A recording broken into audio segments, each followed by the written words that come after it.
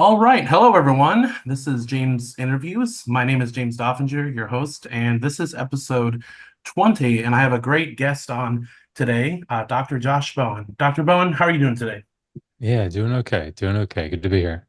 Appreciate you having me on.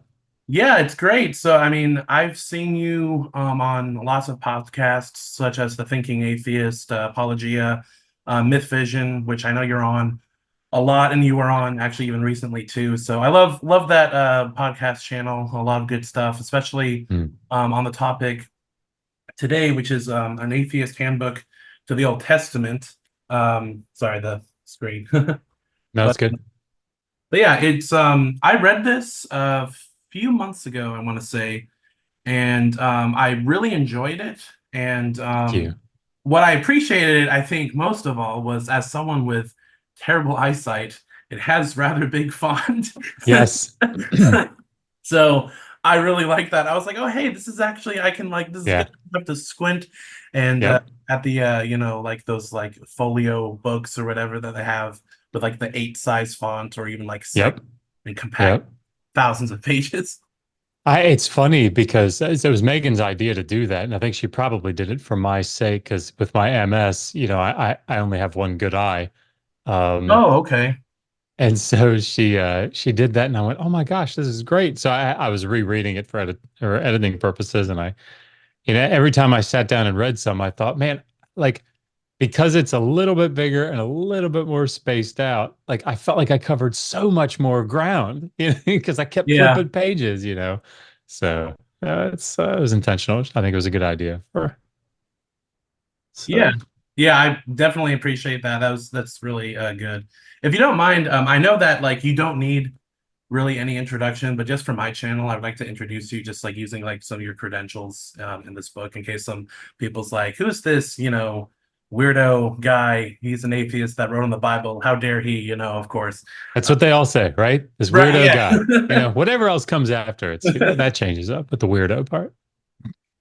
All right. So Joshua Bowen graduated from the Johns Hopkins University in 2017 with a Doctor of Philosophy and Near Eastern Studies, where he majored in Assyriology and minored in Hebrew Bible.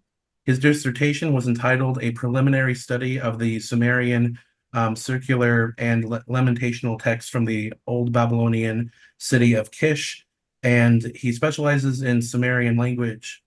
And as well as his Doctor of Philosophy in Near Eastern Studies, Dr. Bowen holds a bachelor's in Science of Religion from Liberty University, a Master of Theology in the Old Testament from Capital Bible Seminary, and a Master of Arts in Near Eastern Studies from the Johns Hopkins University.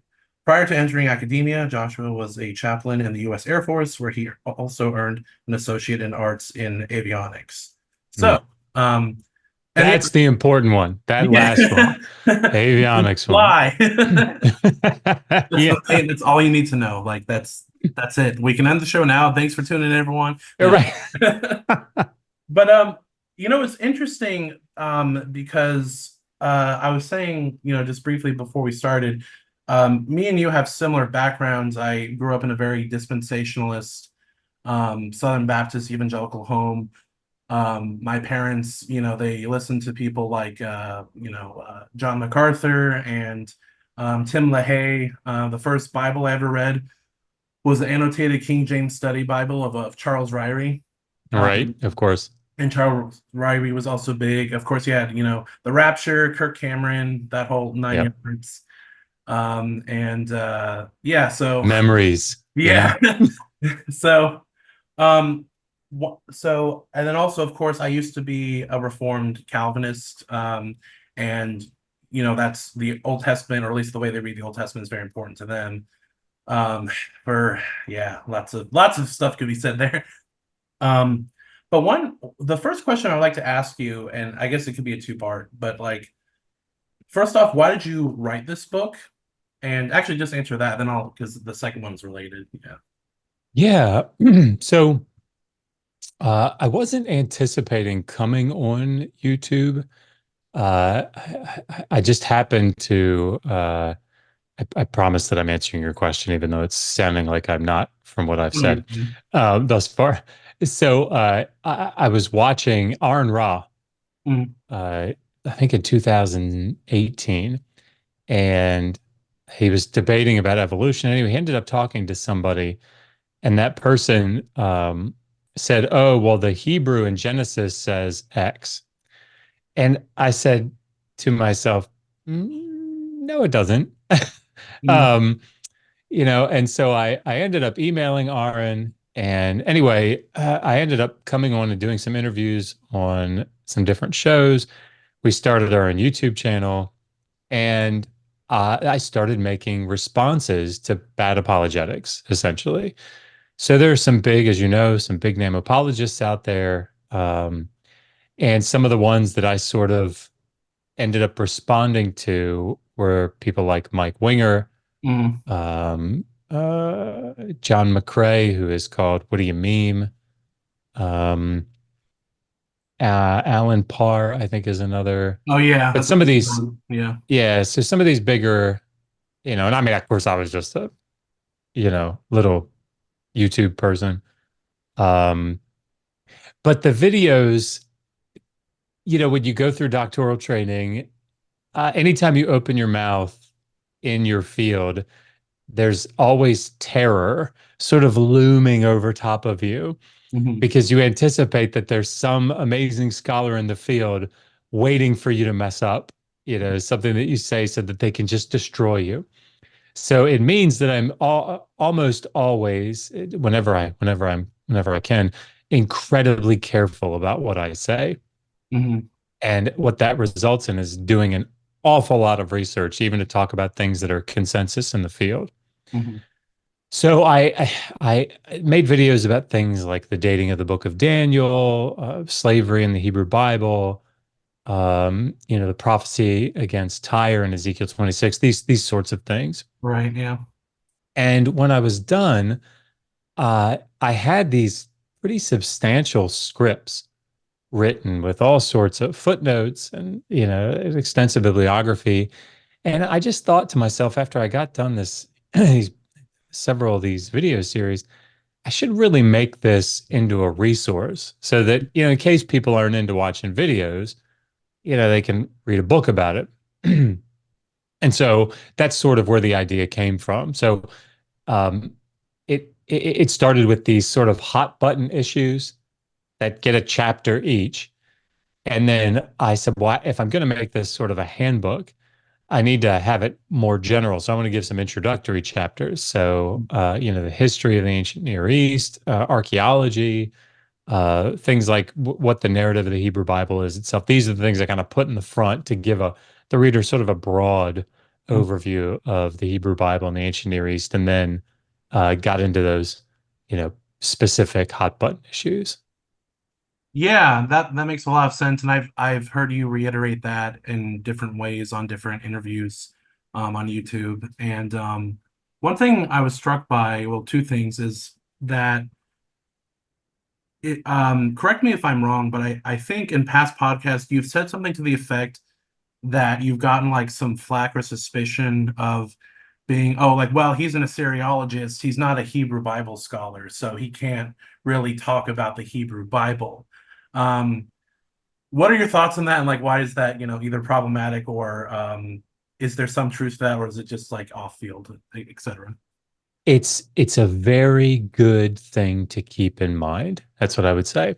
Mm, Um, so, uh, you know, evangelicalism, academic evangelicalism mhm, falls prey to, and I'm certainly not the first person to talk about this, but falls prey to this thing where we go through and get a master's degree mhm, from seminary. And very often and when it comes to Old Testament stuff, like really study Hebrew and Aramaic, and maybe even some Akkadian or some Ugaritic or some Syriac or something, other Semitic languages. And we finish up really knowing Hebrew well. mhm, And because we think that all this, critical scholarship about like who wrote the Pentateuch and, what is their J source or a piece or all that stuff's bunk, right? And so, we don't even have to waste our time thinking about it because we know that Moses wrote this thing. Mhm. And because of that, you kind of finish up this often very hefty graduate degree, this master's degree, thinking, boy, I got Hebrew down. I got Old Mhm. Testament down, right? And so when you start to think about a doctoral program, you think, well, like, why would I keep going with Hebrew Bible? I already have that. Mhm. What I'll do instead is I'll get a PhD in a field that's really like closely related to it. So I'll get an archaeology PhD, or I'll get an Egyptology PhD, or in my case, I'll get an Assyriology PhD, Mhm. which is studying the languages and cultures of the of ancient Iraq. And when you do that, you spend all this time getting expertise in this adjacent field. It's really, really close. There's some overlap, um, but you end up with the credentials in this field, Mhm. Right. Yeah. but thinking that you have the credentials in Hebrew Bible, Gotcha. and you don't Mhm. actually. And so what happens is you often go back to your congregation, right, or to your evangelical viewers with like both barrels. Right now, you're an Egyptologist and you've done Hebrew Bible, so you've got you got everything, right?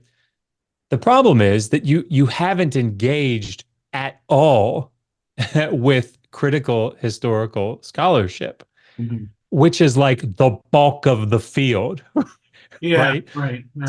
So then you end up saying stupid shit like, "Oh yeah, the documentary hypothesis has been totally debunked. It's such nonsense.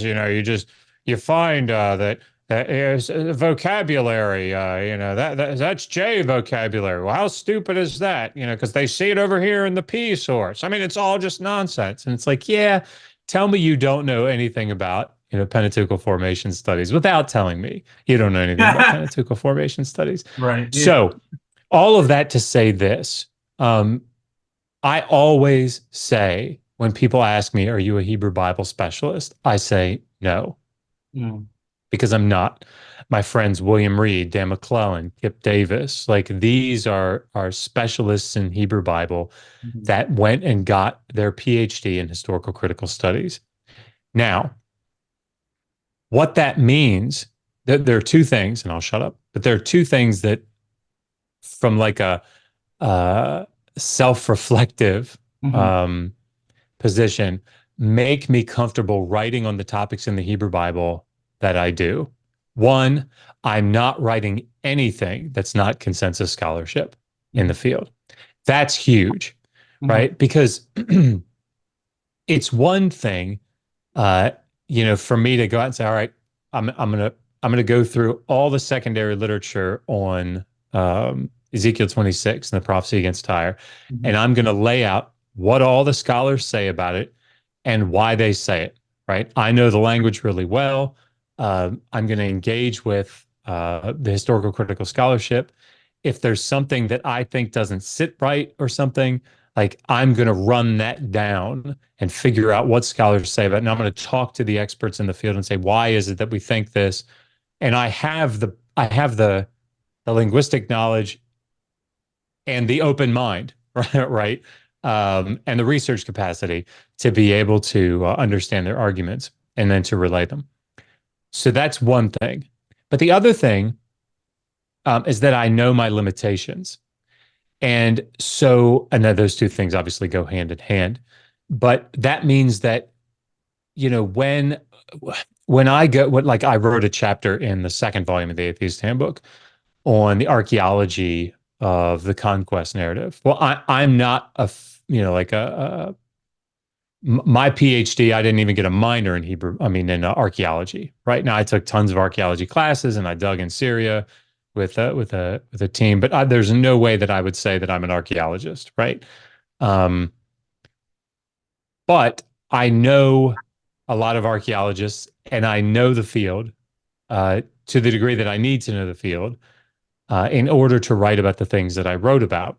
And Mhm. so what I did, though, even though I'm presenting consensus scholarship and I'm staying in my lane, right? Mhm. I still sent the chapter off to Eric Klein, who is an archaeologist in the field. And I said, hey, nothing new here, not trying to break any new ground, not trying to buck the system at all, but please read through this and make sure that I'm being like appropriate in the way that I'm presenting this material. So, so on the one hand, yes, that is a very fair critique, and people should be very mindful of that. And not just with me, with anybody. Um, Anybody that doesn't have a specific doctoral degree in the field that then presents themselves as a Hebrew Bible scholar, be like that should give you some pause. Right. But I feel like the material that I'm presenting is consensus scholarship, and I still have the experts check it, the specialists in the field check it to make sure that I'm right. So given those two things, I feel comfortable saying to people, you can trust the things that I write to the degree that that you would still check me out, right? Obviously, people should go check me out and make sure that don't ever just take my word for it. But yeah, I feel comfortable in that regard. Yeah, I appreciate that, Dr. Bowen. I think like because from my perspective, when I've heard people, and primarily coming from like very conservative evangelicals or fundamentalist Christians, it's used as a way to dismiss like what you're saying, the content of what you're saying. So even though methodologically, and what's ironically is it's kind of hypocritical because they themselves don't employ the same method that you do of checking with like actual experts and so forth. I mean, Yes, they'll go to their in group they're experts. That's right. and so forth. And to be fair, there are good scholars within academic like evangelicalism. Sure. I do think there's kind of a threshold though, because there is a difference between like someone who I still have a lot of respect for, like John Walton, but there's still a big difference between him and John J. Collins. Yes. So if you read John J. Collins, you will get the more of the factual story, whereas John Walton, because he believes, at least as far as I know, last time I checked, in inerrancy, and I'll get back to that later too, Mm. he has to, I don't want to say massage the data, but he has to interpret it through that lens. That's exactly right. And And yeah. James, like I feel like the honest scholars, and I think Walton is one of them, will say, I have theological commitments, Mhm. right, that I come to the data with. Mhm. Um, and obviously we all have biases. Right, right. It's like there's no question about it. I think the difference here is that theological commitments are like a bias that you know of, Mhm. but you don't work terribly hard to check because you Mhm. believe them, right? Right. So um, that's why Tremper Longman, in his earlier commentary, would say on the Book of Daniel, yeah, the data really is with the second century dating, but because of my theological commitments, I hold to a sixth century dating. Mhm. There's not much for me to do with that, right? At Right. least he's saying it. At least he's saying it. Because So, that gets more into, I guess, I mean, it gets into like paradigms and like a little bit of philosophy, but also, I mean, not that at least with the material in the field, you could still question. But yeah, there is a certain point where it's like, well, okay, I don't like I don't know what to do with that basically type of thing. But one thing I also wanted to say to your point was that also you have some significant blurbs on the back too, like Dr. Joel Baden. Am I saying that right? yeah. Um, and I always butcher Dr. Francesca's last name because it's like very Stavrakopoulos. okay, because it's very like Greek or Macedonian. It's Yes. very Mediterranean. I'm just like, because Yeah. I know some Greek people, and I've read a lot of like Eastern Orthodox theologians, so I get a lot of like Demopolis or Vigenopoulos and stuff, and I'm All just right. Right. that's a new one for me. I get Dr. Francesca, who's amazing. Yeah, and so I think that's significant, especially with her. She focuses on the development of the concept of Yahweh in the Hebrew Bible, Hmm. and so forth, which is huge. And um, So yeah, I just wanted to say that because I think that's important in terms of like the scholars that have looked at your material. Because another critique I've often heard from some people, um, a little bit of a softer critique, because they weren't necessarily saying everything you were saying is bad, but I've heard other people say like, I wish he didn't self-publish it. Wish he went through like a journal or like through a Mm. academic publishing house or whatever. I feel like personally for me, I feel like the scholars that read it and support it kind of like make up for that, or if you want to word it that way. But like, I mean, I'm assuming it was just for ease of access to get it out there, right? Or in my yeah. Yeah, it was it's twofold. One, they're popular level books, Hmm. right? Um, while they do, obviously have meat on the bone, Hmm. um, they're intended for a popular, for like an audience of interested non-specialists. That's what they're for. Yeah, yeah. Um, if I were saying anything novel, if I were making an argument that was going to break new ground, Hmm. I think it would probably be important for me. I would be more motivated to go through a peer-reviewed source, right? Hmm. Um, but because we're essentially our function online um, is like twofold. One, we're kind of like fact checkers, Hmm. right? So I'll often end up in a room uh, where discussions are going on, and I won't say anything until, somebody says something like, "Oh yeah, well, like slavery in the Old Testament was, it was so much more, moral and and so much better for the slaves than in the rest of the ancient Near East." That I'm just like, well, that's not really true, right? So that's sort of my role. But again, in that case, all I'm doing is presenting consensus scholarship. Hmm. Um, because you just won't hear me saying things. I mean, like very, very rarely will you hear me saying things like, now look, the majority of the field does not hold to this, but I think like Hmm. like it's in Hebrew Bible, I just don't know of anything. And like, yeah. So because I don't think that's my place. I don't think that's my place. But the other thing is that it's it's a pretty significant source of income for us. And by self-publishing, we're not, this is going to sound terrible, but I mean, this is academic publishing, right? I remember the chair of our department published this huge book on archaeology in Syria. Hmm. And it's like a standard in the field, right? If you haven't read that book and you're doing archaeology anywhere in Syria, like you're not doing it right. And he said, "Up, they're in class one time, and he said, "Up, got my royalty check from the publisher for last year." I was like, "Oh my gosh, like that must be a lot." And he said, "Yeah, I got $1.85." Golly, yeah. Well, Yeah. it's not because it wasn't being sold, Right, right? right. That's not why. So yeah, that's the other thing is that we're trying to utilize this to try to earn our living. So yeah, that's the other thing. I do have peer-reviewed things, Right, yes. um, Hmm. but yeah. So anyway, So basically what you're saying is Dr. Josh Bowen exposed, he's in it for the money. That's all the subjects yes, are about. So yep, that's right. yeah, that's That big atheist money.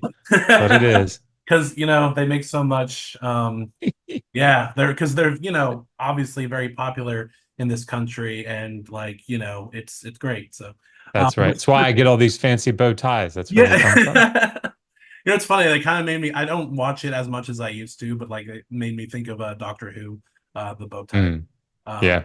Actually, that's where the idea came from. I oh started well, wearing hey, these there more you casually. go. Yeah. That's cool. Well, Dr. Bowen, one of the things I wanted to ask you as well was, and we've kind of alluded to it and mentioned it throughout this conversation so far, but um, specifically the evangelical notion of inerrancy, particularly as you can find in like the Chicago Statement that came out, I think in the 70s or 80s. Um, and it's been a while since I've read the Chicago Statement because when I was a Calvinist and an evangelical and a Southern Baptist, I believed that. I believed that the Bible had no errors whatsoever. I believed that there was a conflation between like textual variance and mistakes because I'm like, well, of Hmm. course you can find like, the number that like Bar Ehrman gives for the New Testament. Oh, there's like 40,000 textual variants, and part of that is because you can spell well, you can spell and write Greek sentences like in 14 different ways. And so there's because of that, it's like, well, there's going to be variance. So I'm just like, all right, that's all that is. There's nothing else. Like that's all. There's no Right, right. no Case source. closed. Yeah, no source criticism, no redactionary. That's all just like liberal, evil, bad. Hooey, that's right. Yeah, and the same thing for the Old Testament because I was taught the same thing.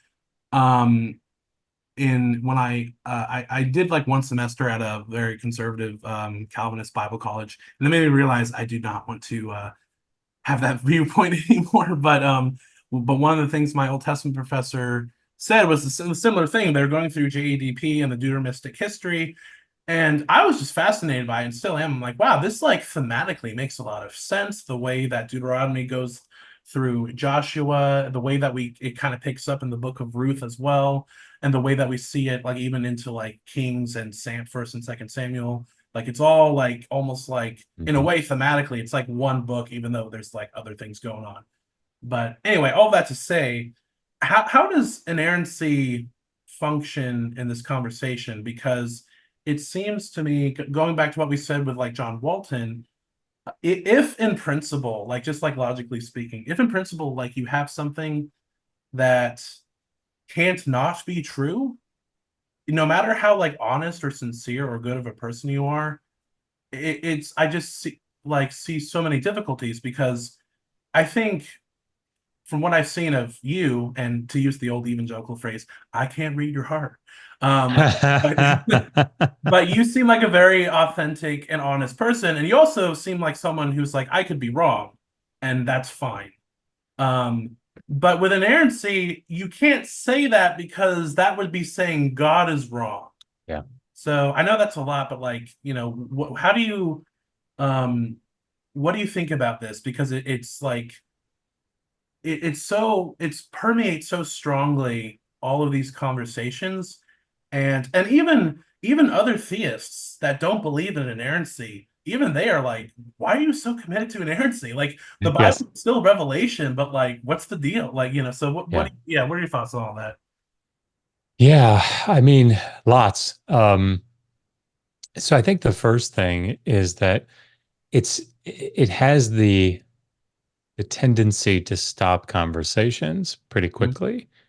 Um, because unless somebody is willing to entertain the possibility uh, that the Bible isn't inerrant, or that they're open to you actually demonstrating something like that, like a contradiction, for example. Mhm. Um, Even if they feign openness to that, which they often do, they're not, right. So here's something very common that I said. Somebody came into a room about a month ago that I was in, and I was sitting doing some work and just listening in, and this person came in and said, "Oh no, like that. If you could show me just one contradiction in the Old Testament, I'd renounce Christianity right now." Um, and so somebody said, "Oh, Dr. Josh, could you could you maybe point out one?" So I kind of scrambled to get to the unmute button, and I said, "Oh, well, okay, yeah, I mean, like, I think that Genesis 1 and Genesis 2, when were the animals created? Were they created before humanity? Were they created in between, man and woman being created?" Mhm. And the person that brought up this significant, I would renounce my Christianity, quickly said, "Oh, well, I haven't really looked into that one too much." Hmm. And while that might sound like an honest thing to say, uh, what they meant by that was, well, I know it's not, Right. Yeah. The but implication. I haven't found, I haven't looked up what the argument is to show you. Right. Yeah. And so then I said, okay, well, I think I appreciate that. That's fair. Let's look at Genesis 37. How did Joseph get down to Egypt, right? Did the Ishmaelites take him? The Midianites take him? You know, like how did that work? Oh, I haven't really spent time looking at this one. And Yeah. after three or four of these, did Jacob rename Luz Bethel on his way out of Canaan or on his way back in from Canaan, right? Right. Wow, I haven't really spent a lot of time. And what you don't hear in their voice is a genuine curiosity. Mm. And the reason that you don't hear a genuine curiosity is because there isn't a genuine curiosity. Mhm. They know you're wrong. And the example that I always give is that show Monk. Um, you've probably heard me give that example, but I think it's really appropriate. In the beginning of a movie or in the beginning of any of the shows, uh, there's a murder, and it's so clear to everybody involved that Frank did it. All the evidence points to Frank, and Monk comes along and says, "Oh no, Jim did it." And Jim is the last person on earth that could have done it. It's impossible that Jim could have done it, right? He's like locked in a jail cell when the murder happened. So it's 10 cameras on him. And Monk says, "Ah, Jim did it." And as the viewer, at the end of the show, right, in 60 minutes or however long those shows were, Mhm. Jim's the killer. You know it, right? And so that's that's the evangelical that believes in inerrancy. Yeah. They know Jim did it because Monk said it. So it doesn't matter, when Captain Cragen, or Lieutenant Disher come up and say, "Oh yeah, here's evidence, DNA evidence." The viewer's like, "Yeah, yeah, I know there's a reason. Yeah. Right. Right. I know there's a reason that the DNA matches. It doesn't shake my faith in Jim Mhm. as the killer, right? Or in Monk, who said that Jim's the killer, Mhm. because Monk is always right, always." Mhm. And I think that's the parallel that I would draw, because and I'll land here, but a very good friend of mine, that I talk about very often, Steven Anderson, and then I always say, not that Steven Anderson. Yeah. Uh, Right. The preacher. we went to seminary together, and then we parted ways. He went to Dallas Theological Seminary to get his Ph.D. in Old Testament studies, and I went to get to Hopkins to get my PhD in Assyriology. And he wrote his dissertation on the book of Daniel and defending an early date. And the thing that he went in on was trying to figure out who Darius the Mede was. Right? It's a really big deal. Who's Darius the Mede? And I think it's in the first chapter, he has this footnote. I remember it off the top of my head, obviously, but to paraphrase it, he basically says, when trying to deal with external sources about historical events that Daniel talks about, he says Daniel is not another extra biblical, like it's not another historical source to be questioned. It is the inspired, inerrant word of God, and therefore it is the standard by which all other sources are to be judged. Mhm. Case closed, right? At that point, unless that faith is shaken, the conversation really can't go anywhere. And that's the problem that I see. And I'll land here, because that's the problem that I see with inerrancy is it is a commitment to the text that stops the conversation. And in a real way, it can stop critical thinking. Mhm. because you have that commitment. Yeah, what I find most ironic and kind of paradoxical about um inerrancy, or my experience of like deconverting away from that belief, was the notion that the principle, right, is that the text is clear. That's at least that's one traditional conservative Protestant belief that goes back to the Reformation, like the perspicuity of Scripture. Hmm. Bible is clear in all of its parts, pertaining to salvation or other stipulations depending on your Right. denomination. But and like so, but what's interesting to me though is that the principle is like if you study the text, you will see the internal coherence of the text, the intertextuality, um, the depth of it, and so forth. And I think you in one way, in a sense, you do see the connectedness of different things and different patterns. But what's ironic to me about it is that it's actually the text itself that can lead you away from inerrancy, like when you're studying it, especially like the example you used before about the book of Daniel and like the compositional nature of like the language that John Collins has talked about. It's much later. It wouldn't make sense. It would be like ascribing a Shakespeare play um, to like to something that came um, like in modern times, like or Yeah. I don't know if I did that Like, analogy. wherefore art thou, dude? Right, Right. It yeah. would tip your hand pretty quickly. Right, like it would like we know even within languages, like even just like English, um Victorian, Shakespearean, these are time periods. And like I mean, English looks very Germanic in Middle English and in Old English. So if someone claims like, oh hey, here's this beautiful flowery text written in Shakespearean English, but trust me, bro, it came from like fifth century England. Like, Right. there's no way. Like, that's not no. Like that can't be. Right. So I think that's important. And the other thing I wanted to say too is I've seen this analogy in other religions. I've seen it like with Muslims too about certain beliefs, like with the Quran and other accompanying ideas. I think it's a principle of like that once revelation is held, um it can't be taken back basically. Like this is what God revealed, this is true. In evangelical circles, there's the saying, the capital T truth, you know.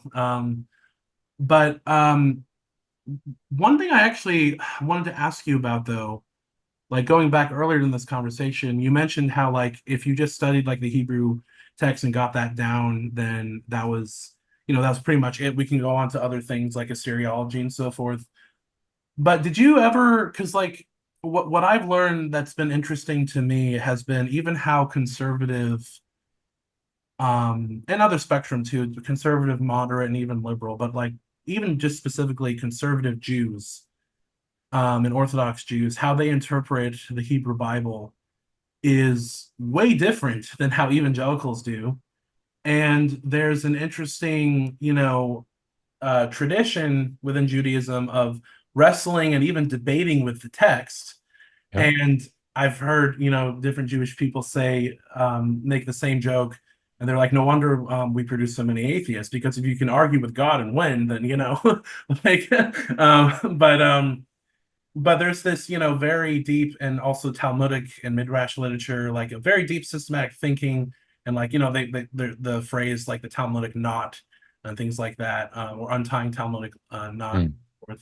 Um, but did you ever consider, at least, obviously not the points of like Jesus is not the Messiah, but one one thing that John Collins mentioned in the beginning of his book, Intro to the Hebrew Bible, he mentioned how the Hebrew Bible, like in Judaism, you have, written Torah and then unwritten Torah. And there's this notion in Judaism in general that God did not just reveal the Torah as a text, but he also gave an oral tradition and interpretive authority, hence why you have like Halakha and the rabbis and so forth. And this whole thing, it's a very Abrahamic motif, because it's the same thing in Christianity, at least with Catholicism and Orthodoxy. You have scripture and tradition, and then you have a magisterium, or you have like the the councils and church fathers and patriarchs if you're Orthodox. And then with Islam, if you're either Sunni or Shia, you have your hadith and your legal scholars and so forth. So it's like it's not just that the Abrahamic God reveals a text, but there's always an interpretive community with it. That's something I think that's significant to note about evangelicalism. It does away with that. So now it's just kind of like we interpret it based upon the plain meaning, but Mhm. I know that's a lot, but like, what are your thoughts? At least going back to the original, like, did you ever consider like, um, not to sound like, did you ever consider? But no, but like, did you ever think like look at like how Jews interpreted the Hebrew Bible and were kind of like, huh, that's different, or I don't know, anything like that? So when I was like when I was a Christian, as a fundamentalist, there was only one way, right, to understand the text. Um, and it's the reason that my deconversion happened so quickly, Mm-hmm. because once there was a chink in the armor, Mm-hmm. the whole thing just fell apart. Um, on the one hand, I I I I think it's inevitable that let me give an example. Okay. Yeah. In Exodus 12:37, the text says that 600,000 fighting men left out of Egypt, right? And so not including women and children, that's 2.5, 3 million people, right? Are coming up in the Exodus. Well, for 2 millennia, that's been the conclusion, right? Yeah, 2.5, 3 million people are in the Exodus. Mm-hmm. Well, then archaeology comes along and says, Egyptology comes along and says, yeah, New Kingdom Egypt, that's about as many people as there were in all of Egypt at the time. Oh wow. So, Yeah. so you can't have everybody leaving, right? It's not going to work. Um, so what to do as an evangelical scholar? There are two options that I see, maybe more, but the two that I see. We can say there's a problem in the text, right? There's an error in the text, and deal with that error in some way, which might include leaving inerrancy. Or we can reinterpret that text. And so what ended up happening is I feel like some Christians who held to this inerrancy view started to go off this direction and morph a little bit, right? And they'd say things like, well, maybe inerrancy doesn't extend to like every letter in that Right. sense. Right. Yeah. Maybe it's more like on all things dealing with theology and doctrine, right? And salvation, or, like it all on all the things that God is intending to say, he gets those exactly right, Right. Yeah. right? Which, sort of leaves it open to whatever you want. Now, I much prefer that route Mm-hmm. than I do to the other one. The other one is, well, we must not be understanding something about this passage correctly. And so in that example, they said, well, the word Aleph, it has been translated thousand in this passage for 2 millennia. Maybe it doesn't mean thousand. If there are other places in the Hebrew Bible where Aleph can mean like a military unit. So maybe what it's saying here is there's 600 military units. Well, why are they thinking that it might be 600 military units?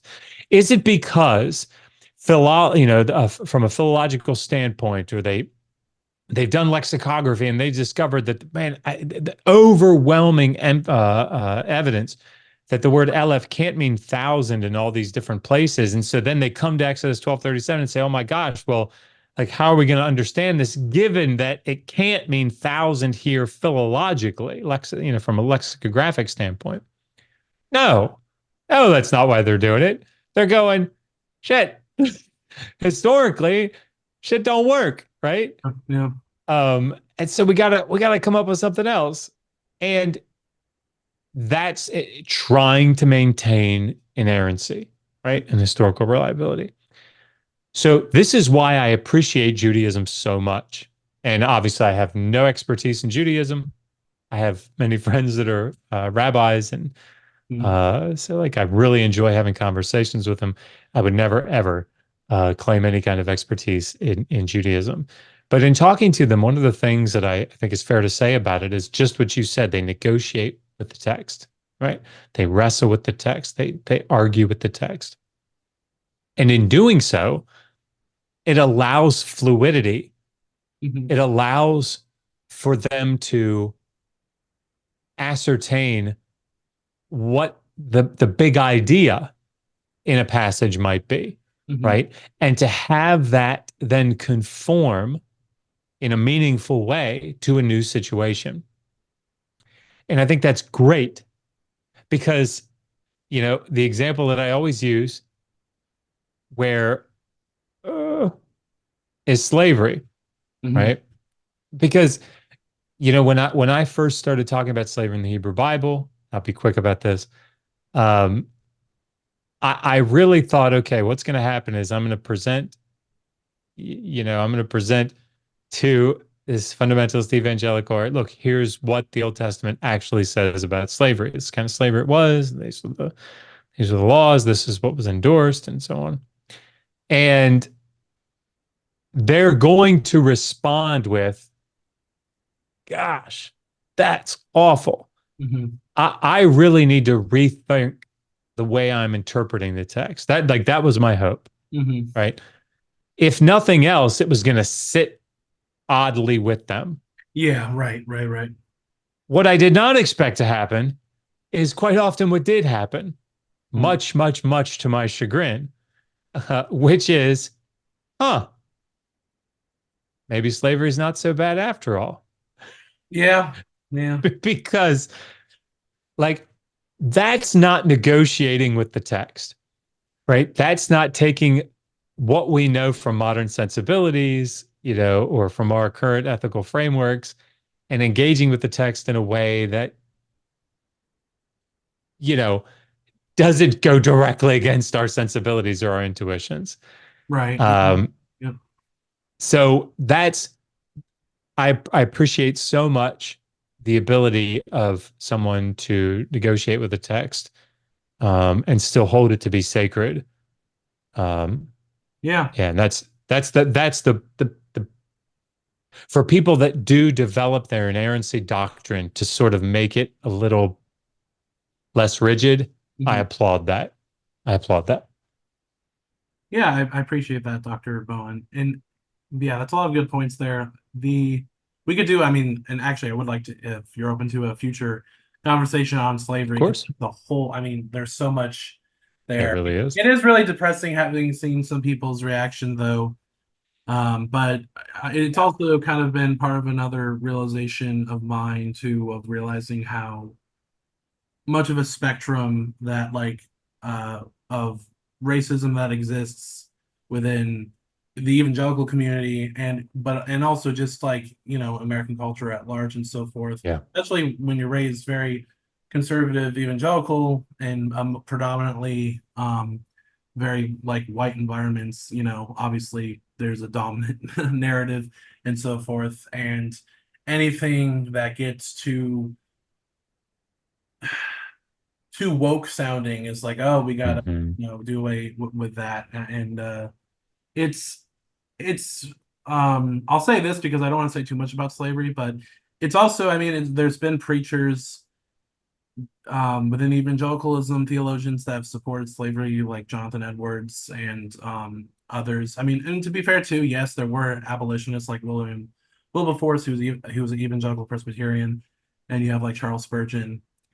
But there was still a lot of people on the other side who Yep. believed pretty much the same things in theology that Edwards or Spurgeon did, and also just, as you know, in other podcasts, the way some of the legal precedents in the colonial period for slavery and the use of the Old Testament, and also in how that impacted Jim Crow and so forth.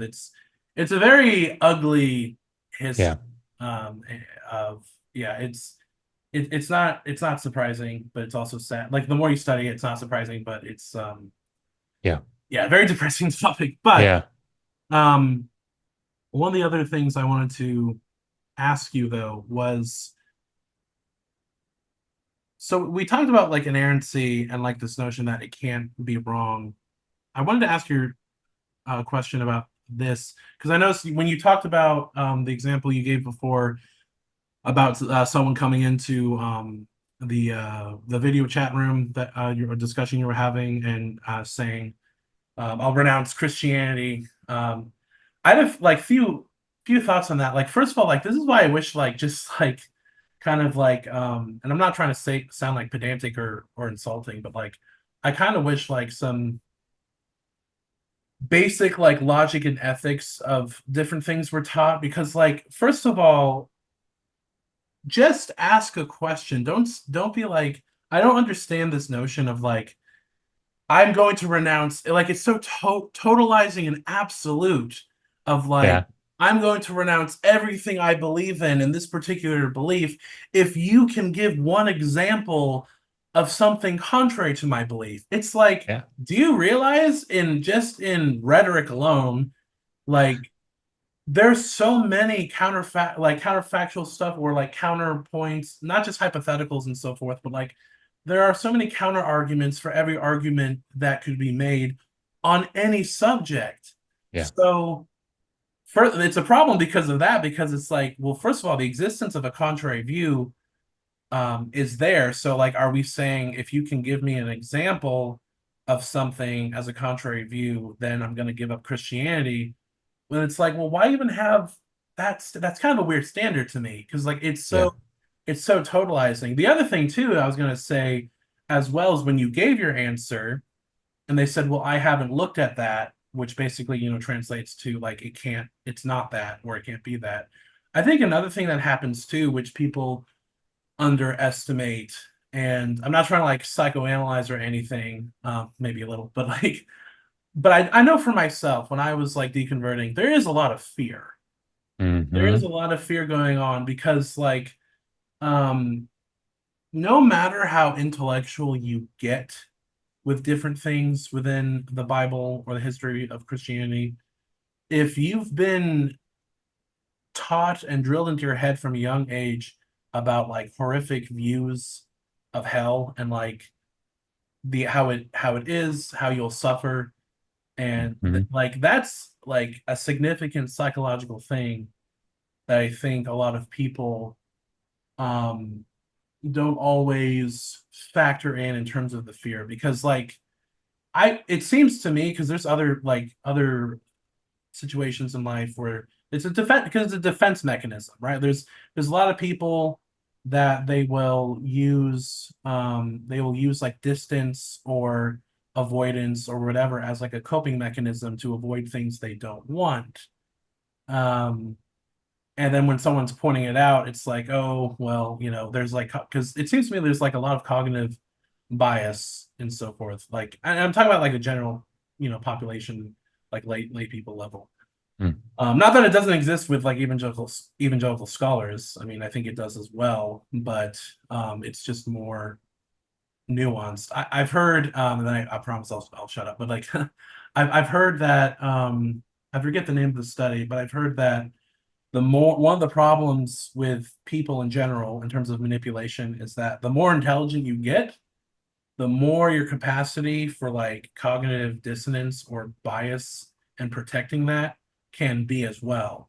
Which that Hmm. makes sense because I've seen like legitimately brilliant people hold to very dumb things and just like yeah, very, very dumb things. But I guess here's a question to you because like so is it possible that I guess it's a more theological question for you? Could you be convinced that the Hebrew Bible is revelation, but not necessarily with like inerrancy? Yeah. I mean, I'm sure that I could. Uh, Gotcha. Yeah. like off the sort of off the cuff, I don't know what that would take.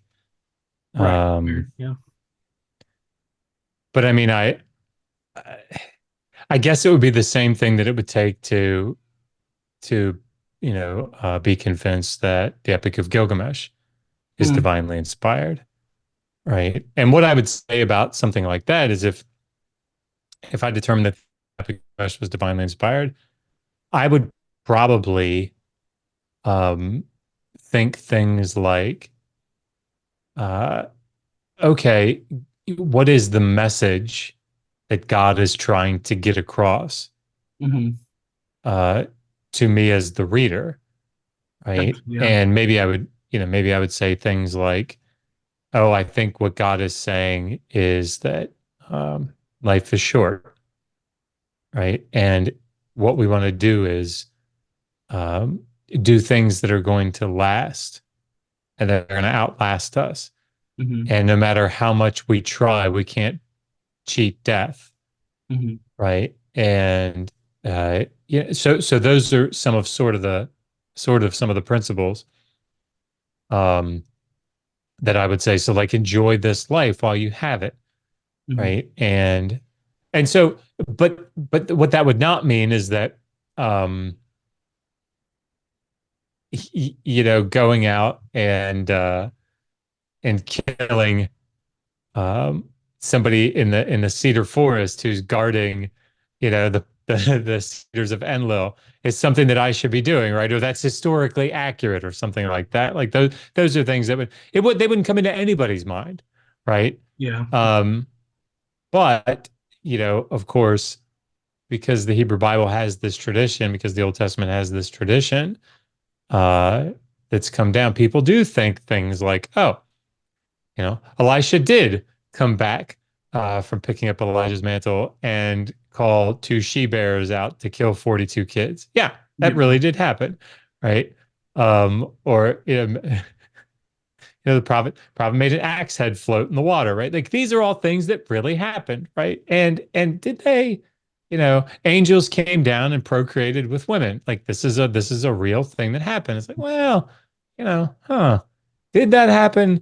We probably wouldn't consider that outside of a text as this tradition where it's been believed for 2 millennia. So, but yeah, sorry, I don't know that that answered the question, but I think it does. I guess the like playing devil's advocate, like, because one thing I've heard a lot is, well, how do you know that's not just your um naturalistic presupposition? Like, how do you know that axe heads can't float in the water if God, the eternal, all-powerful being, wanted it to, then he can. So checkmate, yeah. basically. Yeah, I mean, so I'm not a fallibilist. Uh, or wait, I am a fallibilist. What's the philosophy is definitely not my game. Neither is epistemology. So I could be wrong, right? But I don't think that I have to have absolute certainty about something in order to say that I know it. Right, right. So that is a fallibilist, right? So I am a I actually fallibilist. forget myself. I've Yeah. heard others use it. It's actually been a while, but Yeah. I yeah. think I'm a fallibilist. But that's what I mean by whatever the word is that I'm using. So I guess in the same way that I know that Gilgamesh didn't outrun the sun god Shamash through a tunnel to get to the end of the earth. Hmm. Like, could I be wrong about that? Technically, I Hmm. guess I could. Maybe we're all in the Matrix, and actually that is the way that it is. Like, yeah, I mean, I guess that's possible. Right. Um, but like I think I am justified. I think I am well justified rationally Hmm. in believing not just because it's a supernatural event, Hmm. right? But because it fits a motif, right? It fits a genre of text. Um, it's expected in Hmm. ancient texts that these things happen. And so, yeah, I mean, I agree with you. I could be wrong about that. Um, but I still feel comfortable saying that I know that to be the case because I think other people are going to say similar things about, Gilgamesh and Enkidu killing the bull of heaven and Hmm. throwing its haunch at at Ishtar. I Right. don't think anybody thinks that actually happened, but they could be wrong about it. There's probably someone out there on Reddit or Facebook or Twitter X. Uh, That's true. That's true. that's a good point because some of the questions that I ask myself is and different things I think about is even if you leave naturalism out of it, within religions themselves, both pagan, pre-Christian, and even pagans that had interaction with Christians, there were skepticism of the each other's beliefs, not because they were supernatural at a time where, we didn't have the Enlightenment, we didn't have the philosophical concepts of naturalism or atheism um, in the way they developed then. Obviously, there was Greeks that were atheists and so forth, but in the way that like modern Western Enlightenment Mhm. atheism is, that didn't exist. So that's also important to note because there were people that there were Greeks that found the idea of the resurrection absurd. Basically, there's a view that the soul was material, and so when the soul dies, you die, and that's it. Mhm. They believed in a soul, but like that was it. One thing I was going to ask you too, going back, is the one of the contradictions because I could definitely see the objection of someone, and this was a common thing too growing up, that like, well, Genesis 1 and 2, they don't contradict each other. It's a retelling, right? Obviously. Like, yeah, clearly. um, so, and I know you talk about that in the book, and the thing that I really appreciate in the book is you going through like the source material, as well as like the ancient Near Eastern context of Genesis 1 and 2, as well as the Epic of Gilgamesh and comparing that. And that's something that I used to just like, I was taught to just kind of like hand wave or write off. Like Mhm. there is no comparison. So like Right. how do you generally, I know you wrote about it in the book, but like how do you generally deal with that when people ask you about a contradiction, or if you list that as a contradiction and then they come back with like, oh, it's just a retelling. What's your general, like, I guess, elevator pitch speech? Yeah, I mean, so I think the big thing that I have uh, come to the nuance that I've come to bring to these conversations is to not feel that the burden solely sits on my shoulders. Hmm. So when I say, for example, in Genesis 1, on the sixth day, the animals are created, and then only after the animals are created um, are the um, is humanity created. If uh, if that's the case, then we have a problem in Genesis 2 because in Genesis 2 you have Adam created, and then the animals are created after that specifically for him, right?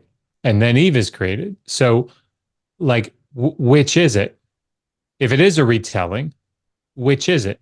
Because you can't have both being the case. And what people will come back with is, well, how do you know that Genesis 2 is telling the story like chronologically? And my response to that is, cool, please make your case. Hmm. Because at that point, they have nothing, right? First of all, the Hebrew is very clear. It's in a narrative form. This happened, then this happened, then this happened, then this happened. Like it's just no question. But all they're doing is throwing out a possibility. Hmm. And I think that they've been trained either by themselves or from the pulpit that as long as you have a possibility, that's good enough.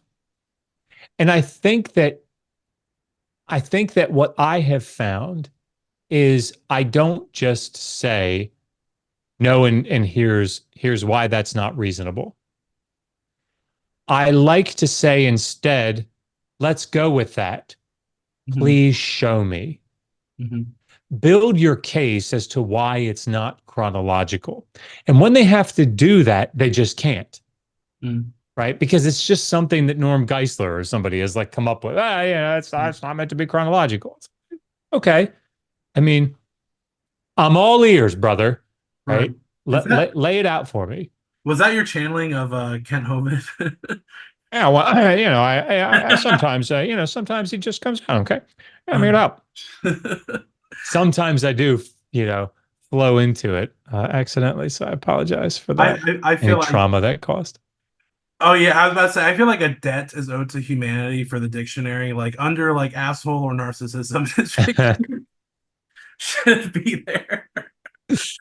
Oh my Gosh. gosh, yeah, but that made me think. By the way, how are you on time? Because I don't want to like keep you longer than you can. I probably got 5, 10 more minutes, Okay, if that works. yeah, that's fine. A follow-up question, like to what you talked about with Genesis, is well, does the and this is a genuine question of mine. I'm not trying to be like devil's advocate or Sure, whatever. sure. But does the Hebrew of Genesis 1 and 2, even if it is in narrative form, is that necessarily it being strictly chronological, at least in the way that we would think of chronology? Because I think of like other books that are supposed to be like explicitly chronological, like well, the Book of Chronicles, Hmm. and there is kind of like some jumping back or like theologizing of history there too, to an extent, like especially how it opens and it's like, "Hey Israel, remember how Yahweh's been faithful with the covenant ever since Adam and so forth." Like, and here's the list of all these names and so forth. So yeah, I guess that's my question. Like, how do we know that even within the narrative form, it's not like sequential one, two, Yeah. three, or like calendrical, you know? Yeah, syntactically, it's just standard narrative form. So the Hebrew, it's called a vav consecutive imperfect, Okay. and uh, it's just how you do storytelling, Hmm. right? So if Genesis, let me say it this way: if Genesis 2 doesn't have to be A happened and then B happened and then C happened, narrative just kind of goes out the window in the Hmm. Hebrew Bible. Like you don't you can reinterpret whatever you want, Hmm. however you want in narrative because so like in First Kings, uh, where like Bathsheba's supposed to come in before the king and then say her thing and then Nathan's supposed to come in after her. Well, Nathan could have come in first and Bathsheba could have come in, long after King David died. Like who knows, right? Because it's using the same Vav consecutive imperfect form. This happened, and then this happened, and then this happened. It's just how they tell stories. Yeah, yeah. Um, so like are there places in the Hebrew Bible where it'll use what we would translate as like a pluperfect form? So like now it had happened that blah blah blah blah blah, and then it goes back into the story. Yes, absolutely. In fact, there in Genesis 2, I think you probably have a pretty good case for one. But it's set out in the syntax tips you off that that's what's going on, which Mhm. is why I think it's fair to say build your case, right? I Right. think it's absolutely fair to say that. But what I find happening is when you do those types of things, it makes the person either say, I can't do that right now, it's just what I heard, but I'm going to go back and study it, right? And if best case scenario, they actually do have a genuine curiosity and they go back and study it, maybe it gets, brings them to this realization that it doesn't really work. And I do think we see that sort of shift happening, right? Speaking of John Walton, I'll be quiet, but like, I think John Walton, Michael Heiser, these guys have had a good impact Hmm. upon evangelicalism.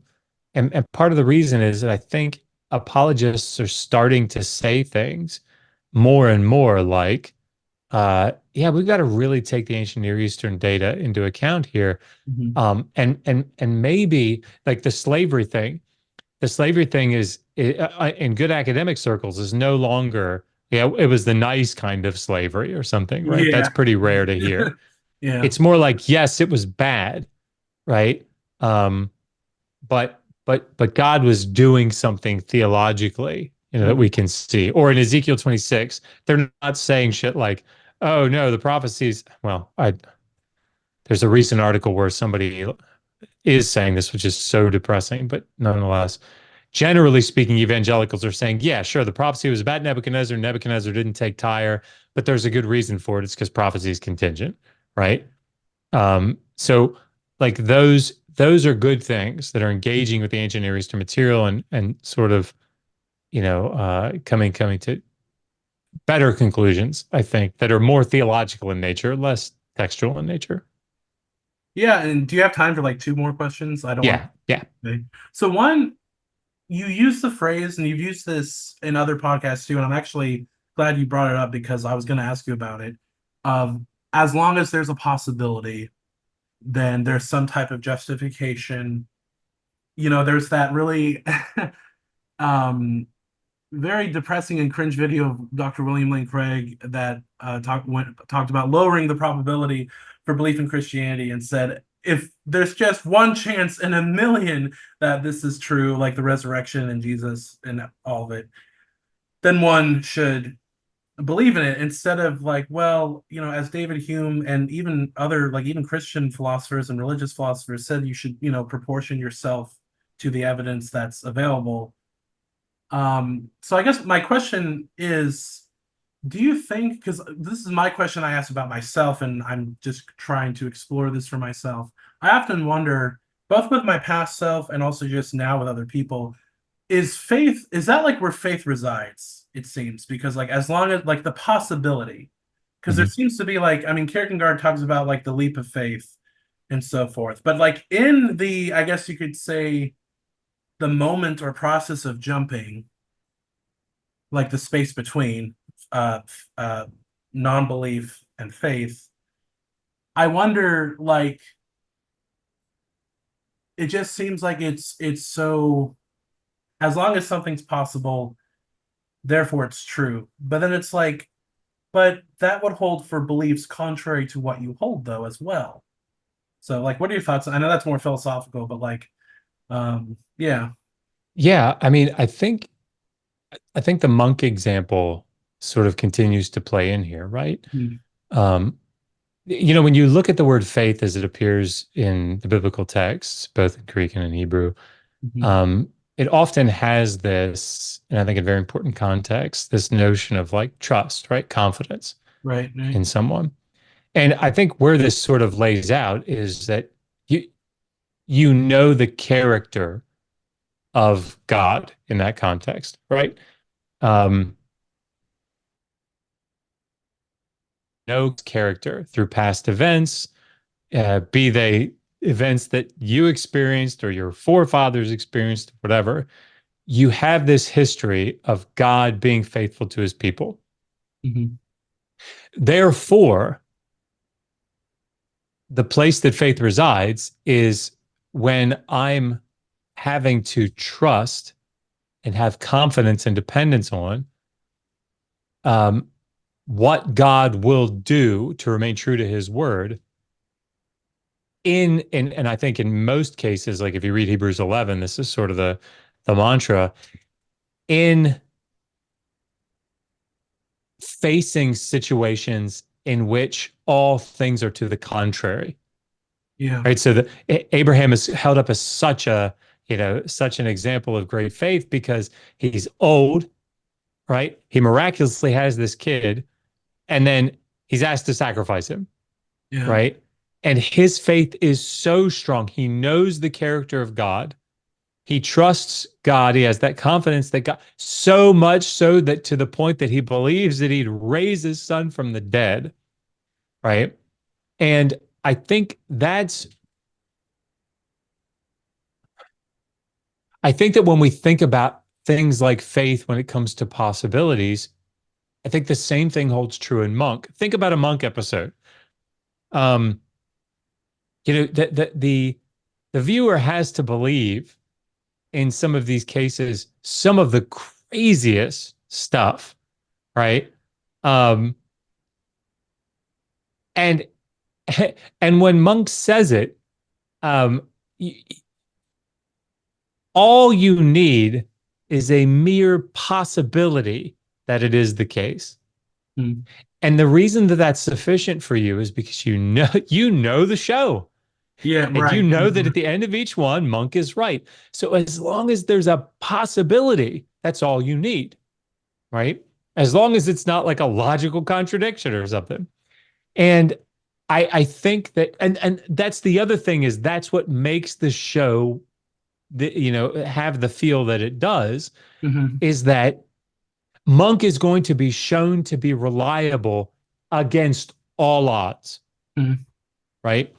And I'm thinking of the one episode where Monk gets accused of murder, and like there's his gun, the one that he brought, the bullet came out of that gun, right? Like it's stuff like that. Like they could tell that it came out of the barrel that was in his gun. It had the rifling and like how in the world does that happen? But you don't even actually need the possibility. You don't even need it. And that's what I think is indicative Hmm. of fundamentalist evangelicalism today. And that's why that guy in that chat room, when I said to him, Genesis 1 and 2, Genesis 37, what is it, Genesis 26 and 35 with Bethel, he doesn't even need to know what Hmm. the possibility is. He just Right. knows that there is one. He knows that there is one. In the same way that we don't have to know when we're watching Monk what that possibility is. We just know in the end that's not going to matter. Hmm. And that's what I think faith is. It's the confidence that one places in that thing or that person or whatever, Hmm. um, to such a degree that in the face of evidence completely to the contrary, uh, knowing that that possibility exists. And if you know what that possibility is, all the better, right? But nobody, and I'll land here, nobody needs to know, no person sitting in the pew that knows about inerrancy and nobody needs to actually know um, what is a good solution for the Judas hanging himself, Right. or falling off a cliff. Like nobody needs to have that Norm Geisler solution laid out for them in order to believe it, right? Um, they believe it already. All you're doing by giving them the Norm Geisler apologetic is letting them sleep a little better at night. Yeah, that so many thoughts. I'll just say this and then ask my final question because Rationality Rules did a video about, and he mentioned how um, apologetics is not meant for the skeptics. And I know, and actually, I believe, I think either you were part of a discussion, at least on Myth Vision or something. I forget the episode, but there's a similar topic where apologetics is for people that are doubting or struggling with their faith, seeking Yep. like reassurance and justification, which is kind of the definition. I do want to be somewhat fair here. It can tend itself towards cognitive bias instead of like actual evidence. Yes, that was a very diplomatic way of saying it. Yeah, I say that because like sometimes there are like arguments offered, but like there is also an echo chamber too with people like Gary Habermas and so forth. Yeah. Um, but and then also what you said too, it's interesting because like within the Hebrew Bible itself, there's like a lot of like scholars talk about, as you know, like the etiology of the text, what the text is functioning. You mentioned about like how the text is functioning a lot in this book, and I think that gets, and obviously it makes sense. Of course, it would like a believer would take it to themselves because it's presented as like that's how reality is and so forth. So those are like my thoughts on that, and then yeah, I'd love to discuss that with you more. And the last question, I promise, I have for you is, and I hope this doesn't sound like I don't know, dense or difficult or whatever, but when I was done reading your book, I was like, I understand with the context of like debating evangelicals, and because like there's like there's kind of like the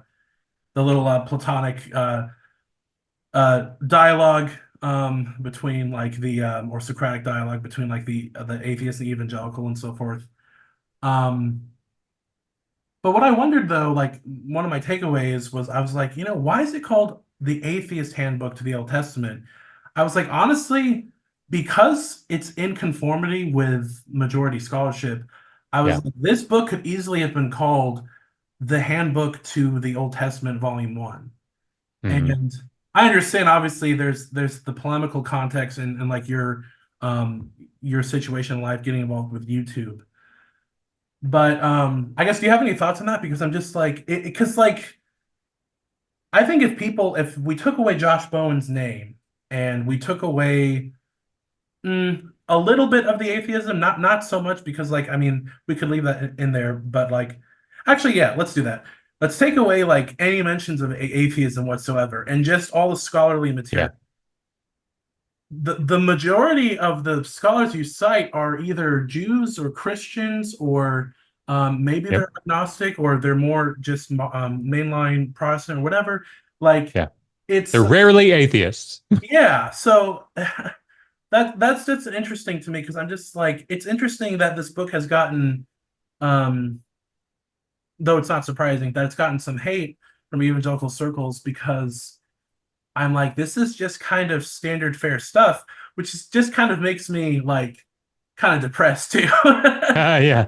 Well, I mean, I think for most people, I have this meme that I created. It's the one with uh Anakin Skywalker and Princess uh that's terrible. I can't remember her Leia name. or Padme? Padme. Padme. Okay. Oh, she's not a princess, is she? She's a senator. Senator Padme. Well, she Um, is royalty. That's why. oh, she is. Yeah. My Star Wars game is weak, you know. Um, but it's the one where, she says like you'll do X before you do this, right? Or, and then he just gives that look. It's the four. Have you seen that meme? Oh right, yeah, that template. Yeah. So it says he says, I just read the Atheist Handbook to the Old Testament, Volume 1. And she says, I just got the Atheist Handbook to the Old Testament, Volume 1. And she says, you'll read it before you leave a review on Amazon, right? And then he gives the look and she says, you're going to read it first, right? So Yeah. um, I Right. think in a lot of cases, people just see Atheist Handbook and don't read it, right? Or think that they've read it or whatever. Yeah. So of course, the reason that I did it that way is because I think that atheists and agnostics and skeptics get I hate to say it this way, but get such a bad rap, right? Oh, yeah, definitely. Um, and get very unfair pushback. And the reason that they get such unfair pushback is they say things like, and in volume 2, I go into this in a lot more detail. But like they'll say things like, how could God, how could a moral God, an all-loving God, command the slaughter of infants in Yeah. 1 Samuel 15? Right. And instead of an apologist doing the charitable thing, which is engaging with that question, what do? Do you even know the context of 1 Samuel 15? And it's like, well, wait, like, what does that matter? Right. Right? Yeah. Can you give me a context in which it would be okay to kill infants? Like, is Right. Yeah. but that's all they have to do is say, do you know well, if you don't know the context of the passage, I mean, do you even know the Amalekites were?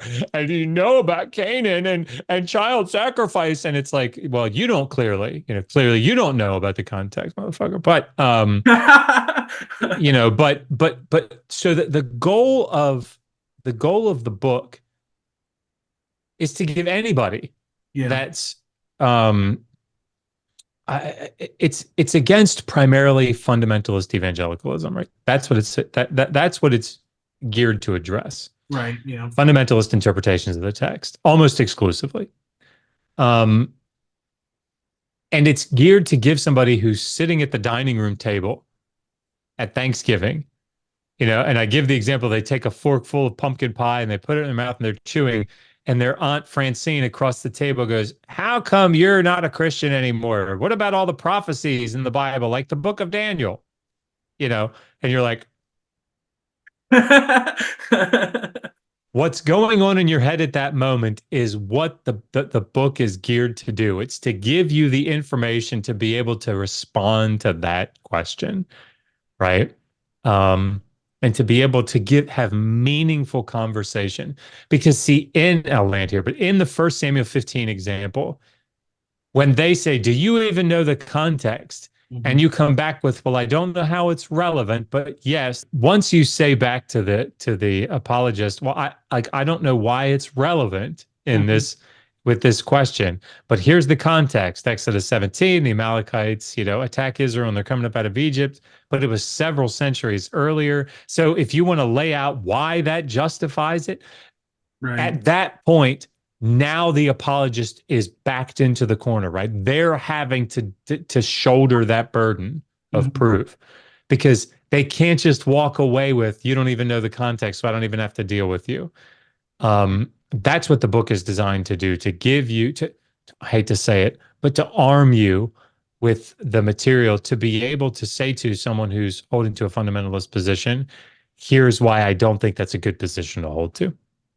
Right. And of course, I know there's the either the precept or adjacent views to it Yeah. where instead of like when you mentioned like the slaughter of like the Amalekites or the Midianites or the Canaanites, it's like, well, by what moral standard, bro? And I'm like, oh, okay, like Well, let's go with yours, right? That's what I say. Let's go with your moral standard. actually, yeah, I had a conversation with someone. I was like, I said, and I had the same like similar response. I said, by the standards of the Bible, and I said, by Yeah. God's standards, God, God's let's call it God's critique of God. He Yeah. failed his own standards Yep. in the Hebrew Bible, and obviously that's assuming it's one monolithic text with no like Right. historical. Which is their position. Right. So, um, that's why it's problematic, and also Yeah. it gets into logical issues too, like if God is goodness itself, and then or if they believe in divine command theory, which honestly, if anything God says and does is good just because he said it, then like I mean I don't There's okay, no problem. Yeah. then I guess we're From just that internal critique, it works. right, It yeah, just makes it go against all our intuitions, right? right. All our moral intuitions. So, but Yeah, yeah. yeah. So, but yeah, Dr. Bowen, I loved having you on. It was amazing. I'd love to look forward to reading your book, your second book, The Atheist Handbook to the Old Testament, Volume 2, and also your book on slavery, which is of course not controversial at all and not at all spicy at all. So, Oh my gosh. And I can't believe that it is. I cannot believe that it is, but it is. Why in the world anybody would push back on slavery is bad. I don't know. But here maybe we are. maybe it's God's way of telling us we need to like re-believe in total depravity again. Oh gosh. But yeah, Oh man. you have any closing thoughts or like where can people find you? I'll link to your YouTube channel and so forth. Oh yeah, sure. Yeah.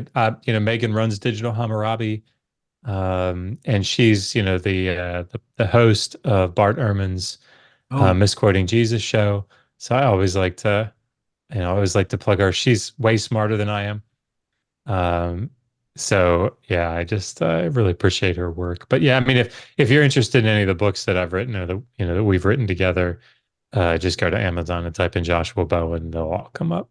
So awesome. Well, thank you very much, Dr. Bowen and everyone. This has been episode 20, the Atheist Handbook to the Old Testament, Volume 1, with my guest, Dr. Josh Bowen. So thanks again. thanks for having me.